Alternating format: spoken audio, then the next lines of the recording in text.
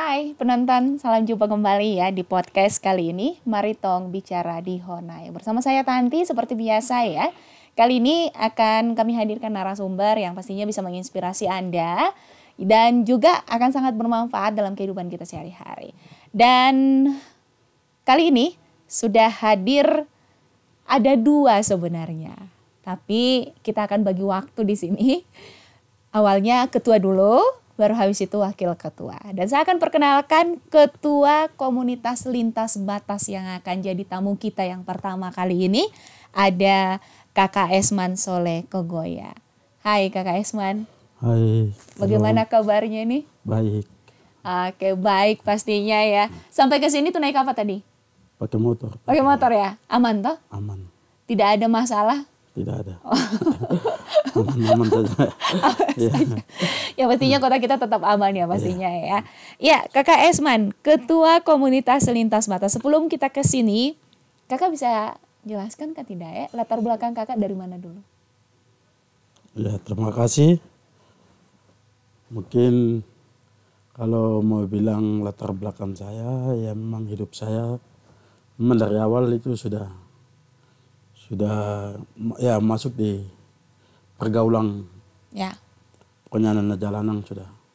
Main di jalanan sudah. Jadi ikut lihat anak-anak itu main, ya ikut bagus main. Memang mau sempat ke sekolah tapi tidak ke sekolah. Langsung putar balik main saja di anak-anak itu. Memang Berarti nakalnya di situ ya? di situ sudah. Memang Itu sudah berapa waktu itu umurnya berapa tahun?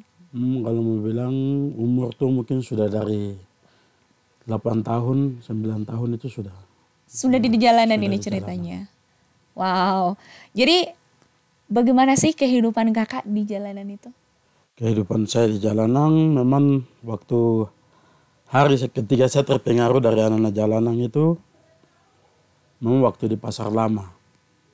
Ya. Pasar lama memang kalau pertama memang sebelum saya gabung turun ke sana memang kadang di sekolah tapi sekolah tuh di umum. Ya, oh jauh ya? Jauh. Jadi dari DPU situ Iya. tinggal di sebelah di perumahan bandara sebelah, jadi Oh iya. sebelah Limasion.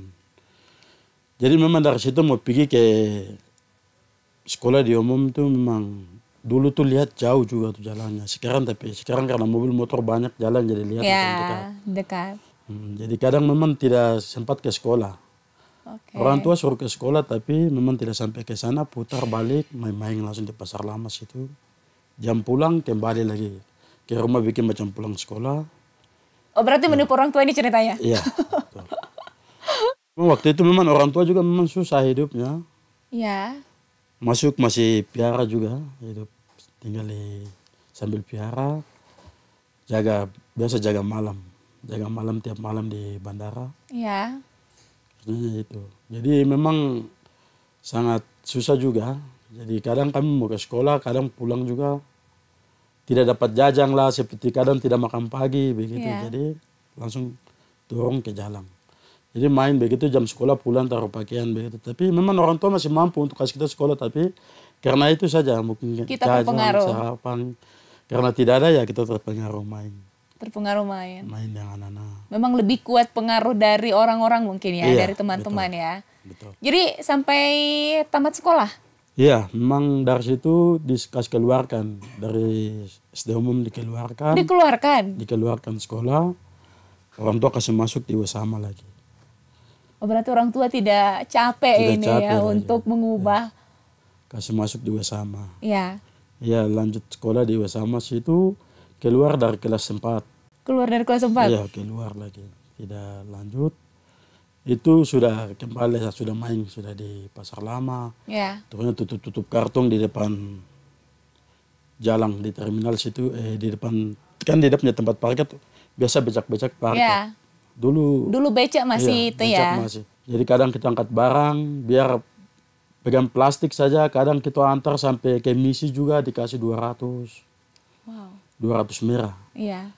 Itu ya bersyukur. Bisa dapat kue 1, 2, ya lumayan. Lumayan.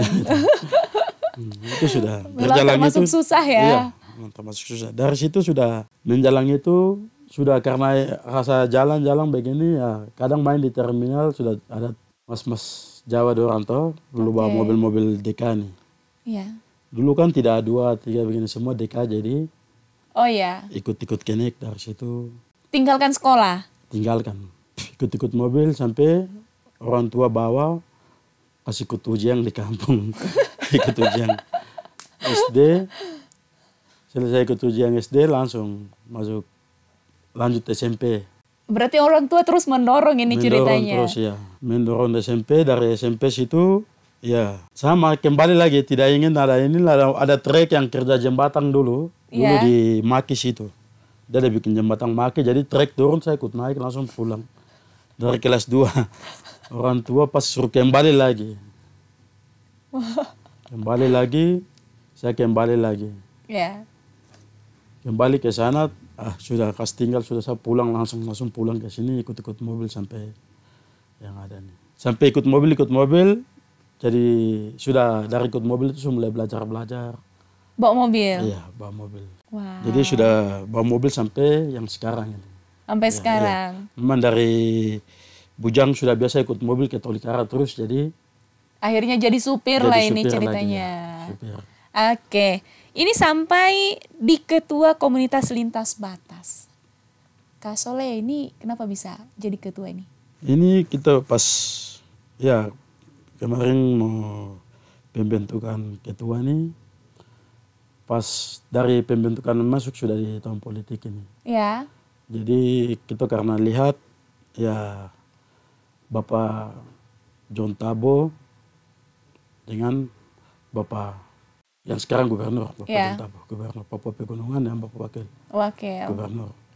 Dengan Pak Bupati, dengan Pak Wakil Bupati, karena kita lihat ini orang yang bisa pemimpin, Ya. bisa memimpin. Terus kita dari Terminal Tolikara, karena kita harga diri Tolikara, Bapak John Tabo yang maju, jadi kita bangun posko langsung. Ya. Jadi kita sebelum bangun posko, kita pembentukan. Mungkin sama-sama dengan Koyanak, Pak Wakil, dengan beberapa teman-teman situ.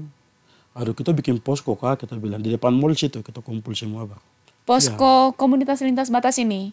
Iya, posko politik ini. Poskonya Yones dengan Murni. Ya. Kita bikin posko Kak, ya kita bikin ya. Semua sepakat kita bikin. Inisiatif sendiri. Inisiatif. Kita harus bikin karena harga diri kami anak Terminal Tolikara, karena kami tahu memang dari awal mengadakan pemakaran kabupaten ini, kita tahu memang Bapak John Tabo yang mengadakan pemakaran kabupaten. Jadi kita harus bikin poskonya Bapak John Tabo. Ya.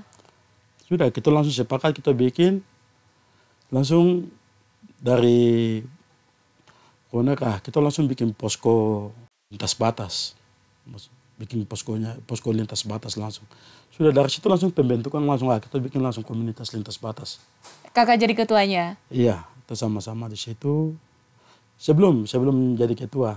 Iya. Semua teman-teman di situ, ini kan masih penunjukan saja. Masih penunjukan saja, kayak hanya sekedar masih ada begitu. Ya. Yang penting kita langsung bikin posko, kalau jadi kasih bikin posko komunitas lintas batas. Jadi sudah, dan terdirinya posko, kita menyurat ke semua terminal, semua teman-teman yang ada. Ya. Kita kumpulkan semua, masa mau itu musyawarah bersama untuk tetapkan ketua begitu. Ya. Kita kumpul semua, ya sudah teman-teman datang, dari teman-teman bertempat-tempat dong bilang, ini dari ketua terminal Lanijaya maupun Kubapma semua, masing-masing kabupaten Masing-masing datang. kabupaten. Ya, datang dong bilang, biar ini dari Terminal Tolikara yang sudah adakan pembentukan ini komunitas lintas batas ini, apa yang kami tidak pikir tapi kamu sudah bisa bikin begini, jadi biar ketuanya dari sini saja, dari Terminal Tolikara sini. Akhirnya terbentuklah ini. Bentuknya langsung. Ketuanya kakak. Iya. Wakil ketuanya Pak Repno. Kak. Kalau yang lain-lain? Ada. Ada sekretaris 2, sekretaris 1, sekretaris 2, bendahara 1, bendahara 2. Iya. Semua sudah ada. Oh, ada anggota-anggota juga. Berapa banyak lah ini yang masuk di komunitas lintas batas ini? Itu kalau mau bilang tidak bisa hitung. Kalau mau bilang perjumlahan, tapi kalau kita pengurus inti saja, Yang di dalam struktur tuh mungkin dari tiap terminal itu mungkin kita ambil ketuanya. Oh, dengan setiap apa ya. terminal? Iya. Oh, punya ketua-ketua masing-masing. Kan punya ketua masing-masing tiap kabupaten. Tiap kabupaten. Oh, jadi kalau yang dibawahi komunitas lintas batas ini apa-apa saja? Supir, Iya, supir. anak-anak Supir, jalanan. iya, supir, abang-abang ojek, Ya. abang becak, dengan anak jalanan. Berarti kakak pasti kenal-kenal semua anak-anak jalanan. Kenal. Abang-abang ojek juga. Semua kenal. Becak. Iya. Sekarang itu sudah bagaimana sih setelah terbentuk ini komunitas lintas batas ini? Apa yang sudah dilakukan untuk anak-anak jalanan, ojek, becak, dan supir-supir yang lain? Ya, kalau terima kasih, puji Tuhan. Memang kalau untuk yang sekarang yang sudah terwujudkan dari kita lintas batas yang kita harapkan, ya paling utama itu memang kita pikirkan untuk kita punya adik-adik yang di bawah tuh, Iya. yang masih siapa ibong gitu. Jadi ketika di Pak Bupati dari selesai pelantikan di luar, dia datang langsung masuk di kantor gedung DPR Iya. untuk 100 hari kerja, langsung Pak Bupati kasih keluar visi misinya itu untuk pemberantasan anak-anak korban aibong. Ya, sudah, itu bagian dari kita. Jadi kita lintas batas yang langsung turun datai semua. Oh, langsung dibolehi bupati begitu untuk menyelesaikan itu atau seperti apa? Iya, karena memang kita waktu sebelum Pak Bupati jadi bupati juga, Iya. kami sudah pernah adakan acara deklarasi. Oh, iya. Di depan mall situ, semua supir-supir abang-abang beca kita kan sudah kumpul. Sudah pernah sampaikan kita punya aspirasi ke Bapak dia. Ya.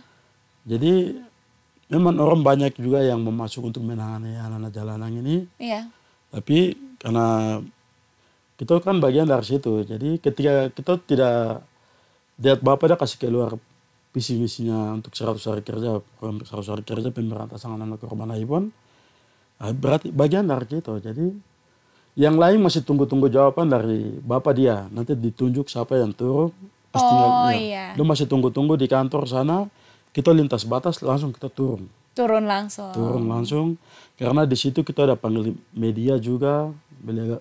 Dari Balimnet. Ya. Semua kita panggil. Jadi ya kita turun pendataan sambil kumpul apa kita kasih naik. Kasih naik. Jadi Pak Bupati dia lihat mungkin ikuti di media. Ya. Ini lintas batas yang sudah jalan. Iya, selama ini kalau tidak salah ada anak-anak jalanan yang sudah dikirim ke Jogja ya? Iya, benar. Ke Yogyakarta saat 100 hari bupati. Iya. Itu cara pilihnya bagaimana, Kakak?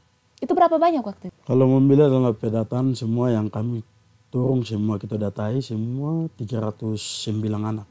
309 anak-anak jalanan di Jayawijaya. Jayawijaya. Itu sudah termasuk dari Jibama, termasuk dari Wamai semuanya. Semua 309. 9. Jadi yang sudah pergi ke Jogja itu berapa banyak? Itu 50. 50. Di Jogja 20, Semarang 30. Oh iya. Jadi yang terdata 300 lebih ya? 300 lebih. Yang sekarang ada sisa mungkin 259. 259. Iya, sekarang mereka di Malang dengan di Jogja. Itu mereka bagaimana nih? Siapa yang lihat? Siapa yang tangani kehidupannya mereka tiap hari atau seperti apa? Itu memang sudah kerja kontrak dengan asrama sana. Oh, sudah itu. Jadi sudah ditangani memang di sana mereka sekolah, Iya, sekolah. kegiatan-kegiatan lain di sana? Di situ dong lebih, kan anak-anak sudah besar-besar toh. Oh, sudah besar. Berarti itu dipilih juga? Iya. Anaknya dipilih. Jadi, kira-kira umur berapa tahun dulu nih?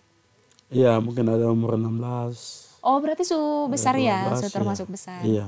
Jadi memang karena anak-anak itu yang memang putar masih siapa-siapa ibung, paket-paket.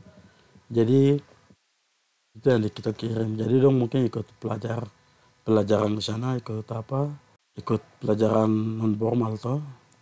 Oh, banyak kegiatan-kegiatan yang dilakukan di sana. Jadi dong sambil belajar mungkin ikut pelatihan-pelatihan. Ada bagian perbengkelan.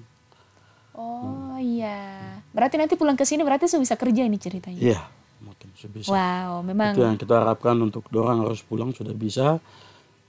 Mungkin kalau sudah bisa ya palingan kita tinggal kasih tahu ke Bapak Bupati akan buka kandung punya usaha sendiri begitu. Jadi sampai sekarang memang rencananya targetnya mereka di sana berapa lama? 1 tahun. Oh berarti habis 1 tahun itu mereka akan kembali dengan membuka peluang untuk bisnisnya mereka begitu. Iya. Keren memang begitu ya. Itu 50 orang. Jadi ada rencana mau target-target selanjutnya atau seperti apa? Iya, memang kita pun mau, memang yang ada lain harus begitu. Lanjut Ya, lagi. lanjut lagi. Yang ada dari 259 anak ini, karena ini bukan dari Kabupaten Jaya saja. Ini yang tergabung semua, ada dari Yaukimo, Ya. ada dari Duga, ada dari Tolikara, ada dari Lanijaya, ada dari Yalimo. Tapi semuanya 50 orang. Itu semua. Oke. Iya, yang ada kirim ke luar nih. Iya. Maksudnya yang terdata semua nih dalam Iya. yang ada nih. Terus yang kemarin kami kirim ini yang 50 orang. Udah berapa Kak? Pergi nih. 50. 50 ya? Iya, 50. Jadi yang 20-nya di Jogja, 30 di Semarang. Tapi kegiatannya sama atau beda-beda?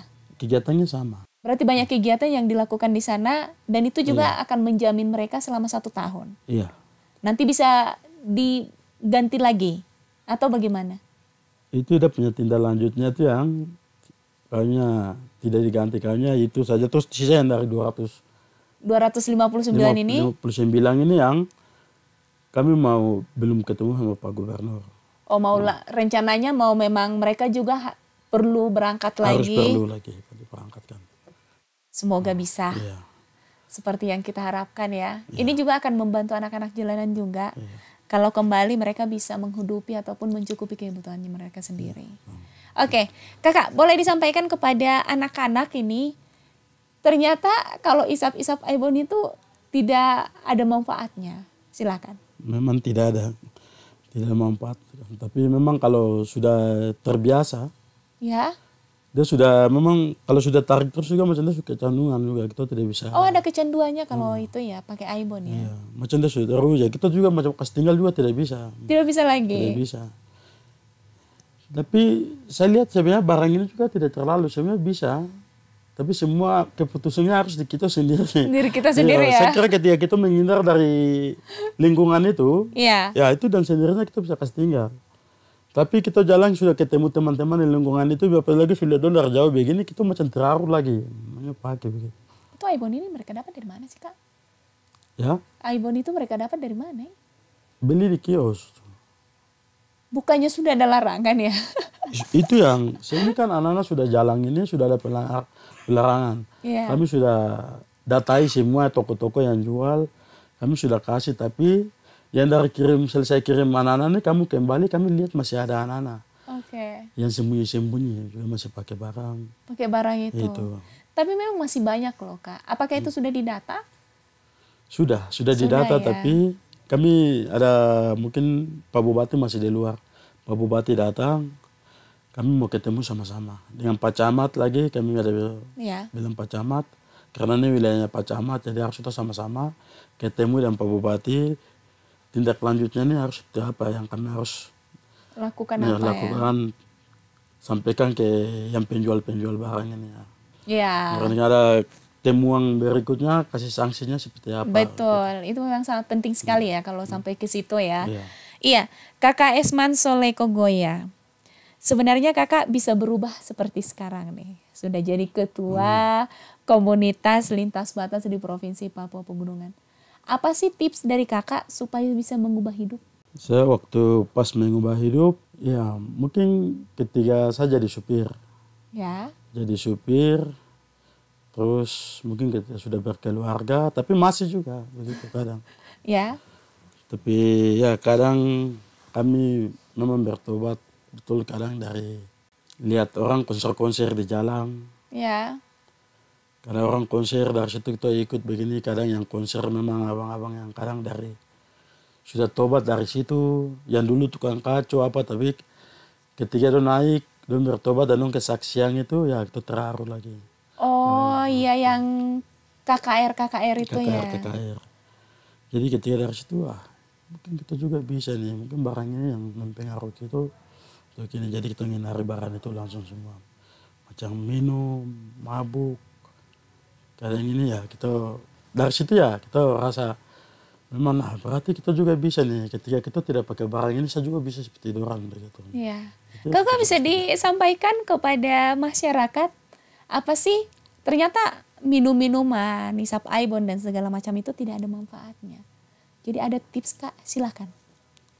Ya, terima kasih. Mungkin dari segala hal apa yang kami tidak bisa, mungkin dari kami pakai biarpun orang bilang sudah jadi darah daging, walaupun aibong minum. Tapi saya kira itu tidak. Semua mungkin dari kepribadian kita saja. Keputusan semua ada di kita sendiri. Begitu. Ketika kita menghindari dari pergumulan tempat-tempat itu dan teman-teman, kita menghindari jauhi dari orang, saya kira ketika kita ikut terus dengan apa yang disampaikan oleh mungkin abang-abang kita, kadang mungkin abang Tuhan. Memang kita dengar bahwa kita menghindari dari teman-teman itu, kira itu semua bisa dikasih tinggal dan bisa diperubahan semua dalam hidup kita.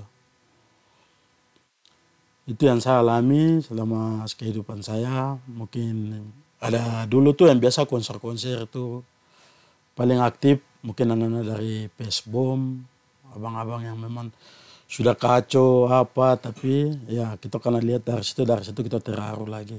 Bisa berubah. Ya, bisa berubah. Makanya sekarang juga kami karena dari situ bertobat, yang kami punya program yang paling utama dari lintas batas, ya kami juga harus turun KKR di terminal-terminal.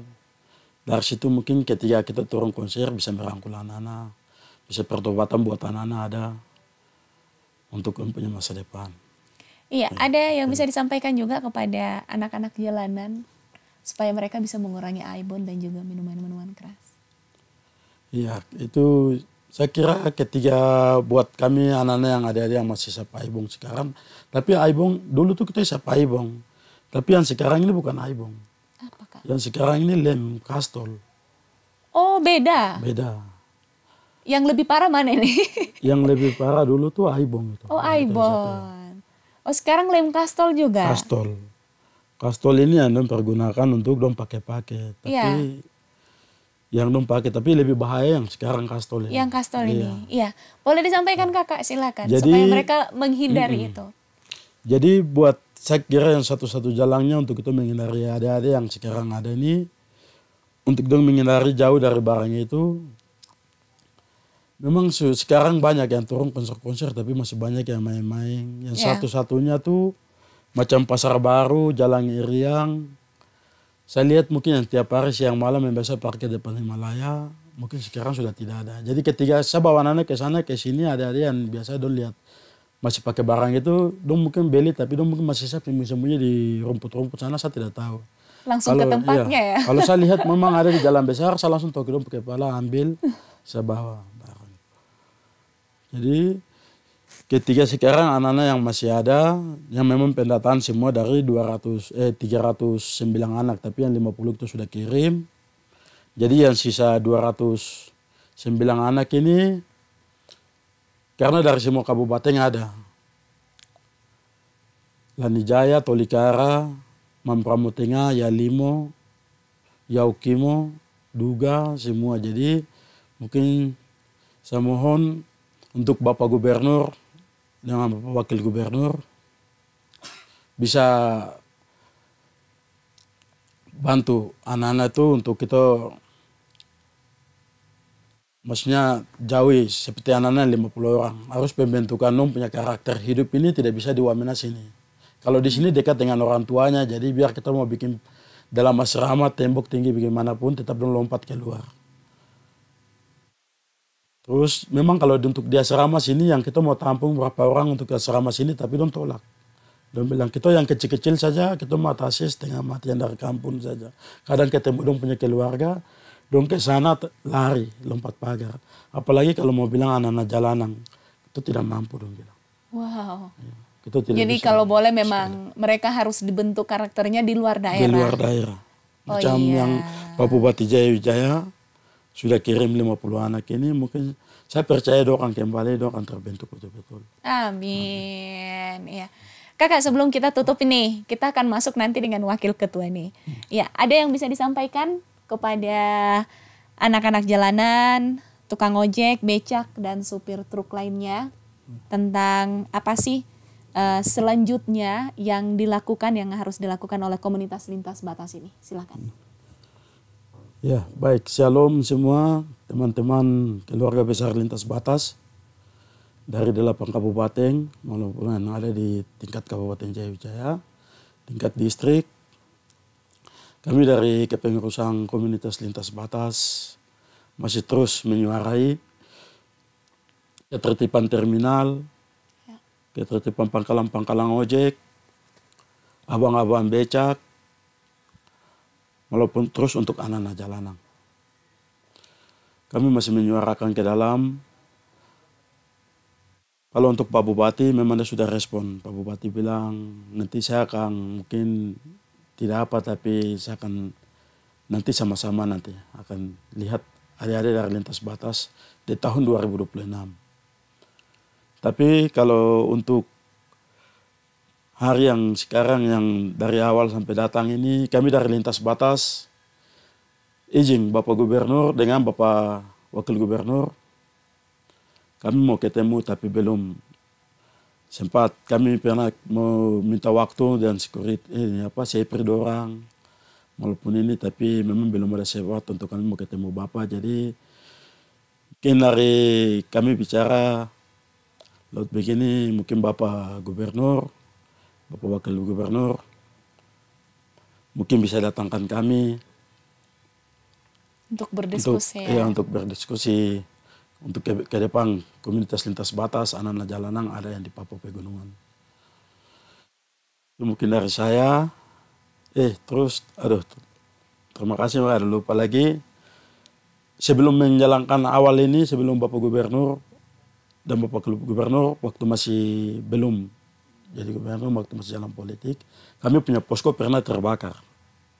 Oh ya. Posko pernah terbakar di depan mall.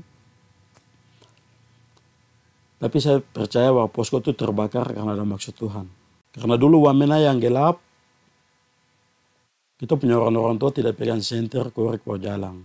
Iya. Jadi posko yang kita bikin ini posko provinsi, jadi provinsi baru. Jadi dengan poskonya terbakarnya akan menerangkan bahwa Bapak Gubernur yang akan terpilih Bapak Jones dan Bapak John Tabo dengan Bapak Ones. Dengan demikian Bupati juga Bapak Murni, Bapak Antonius Murib dengan Bapak Ronelo Pere. Itu memang kita sudah imani bahwa kita jalan.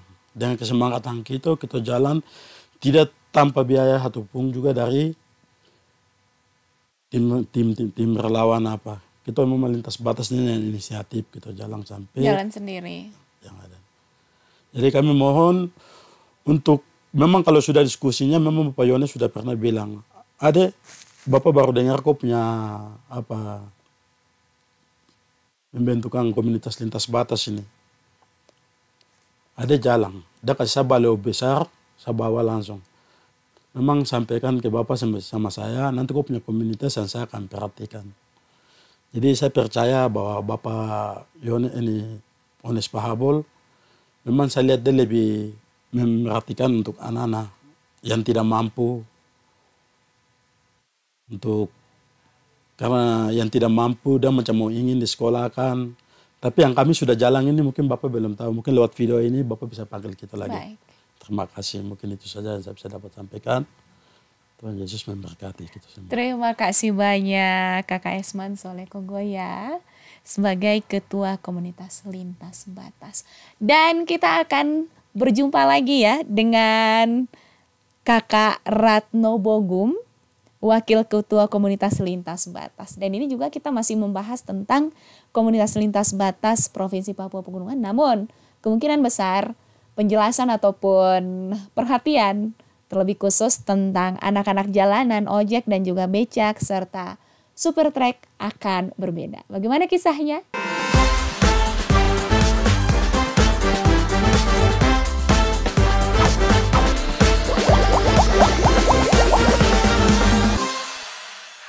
Kakak Ratno Bogum, Wakil Ketua Komunitas Lintas Batas Provinsi Papua Pegunungan. Oke, kenapa mau jadi Wakil Ketua Kakak?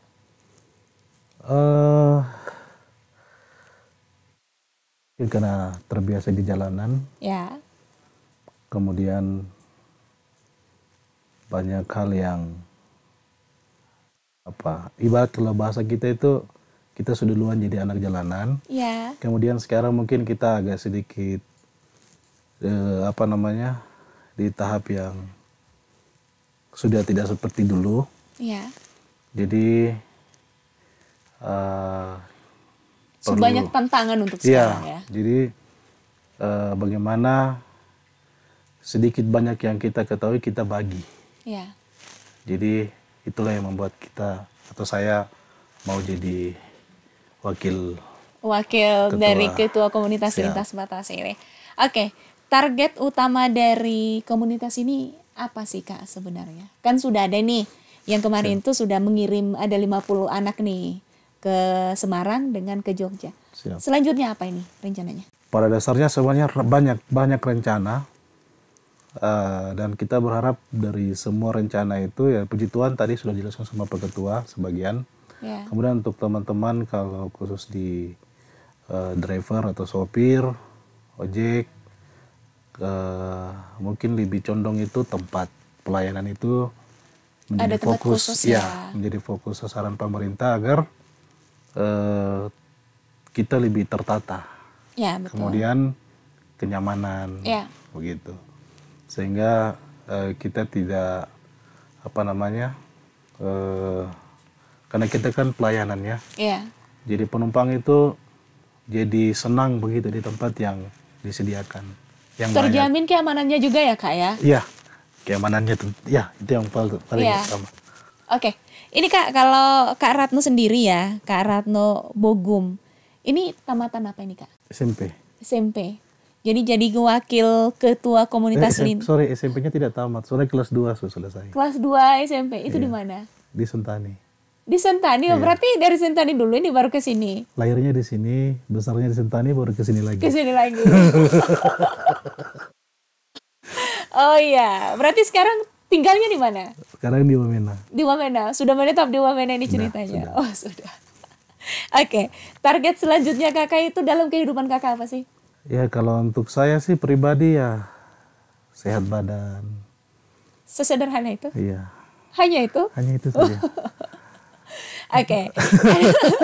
Yang mau saya tanyakan nih untuk Kota Wamena nih Kak. Ya. Iya. Untuk Kota Wamena, untuk anak-anak yang saat ini harapannya untuk anak-anak jalanan terlebih khusus. Untuk anak-anak jalanan, mungkin yang saya mau pesan itu karena kita tahu bahwa bahayanya barang-barang yang terlarang itu. Ya. Tadi sudah dijelaskan oleh Pak Ketua sedikit. Karena kita tahu bahwasanya barang-barang itu berbahaya, maka oleh karena itu untuk adik-adik kita itu yang di jalanan, saya berharap kan pikir kampung mama saja. Artinya kampung mama yang kasih melahirkan mungkin dia mau tanamkan lagi gitu. Iya, betul. Begitu. Jadi kalau kan terpercaya kan boleh tanya kampung mama. Dia perasaan bagaimana kalau dia yang kasih lahirkan baru dia tanamkan lagi dengan barang-barang Iya, begitu. Kok sakit sekali ya kata-katanya? Jadi gimana gitu ya? Iya, maksudnya harus begitu. Ya kadang-kadang kita berpikir itu, ya kalau seorang mama sudah melahirkan kita, tidak mungkin mama yang duluan Mau juga tanam lagi. untuk tanam kita. Iya, gitu. Iya, kalau memang itu dipedomani memang pasti kemungkinan besar semua akan berubah. Iya. Baik, ada harapan untuk pemerintah? Saya berharap untuk pemerintah, baik provinsi maupun kabupaten, komunitas ini tuh ibaratnya sebuah sapu lidi. Ya, Jadi kalau lidi itu cuma satu, tentu dia tidak akan kuat untuk membersihkan. betul. Tapi ketika komunitas ini dia seperti sapu lidi, dirangkul, dijaga,